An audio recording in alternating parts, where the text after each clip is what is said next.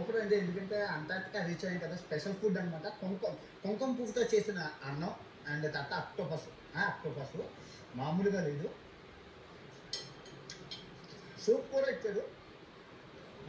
మన గురుగారు ఏంటన్నారంటే, "అరే బాబు, ఇది లోకల్ బియర్, ఒకసారి టేస్ట్ చూడు" అనేసి సగం వాడేసిన బీర్ అసలు గ్లాసులో వేసేస్తారు. "టేస్ట్ చూడు ఎలా ఉందో చెప్పు, ఎలా ఉంటుందో అంటార్టికా బీర్" అని చెప్పాడు. చూద్దాం, టేస్ట్ చేసి చూద్దాం ఎలా ఉంది.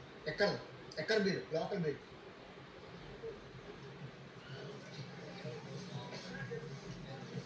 చాలా చేదుగా ఉంది, చాలా చేదుగా ఉంది, కొంచెం వేరేలా ఉంది. ఎనివే ఇది పక్కన పెడితే మధ్యాహ్నం 3 గంటలకైతే మేము చేరుతామంట.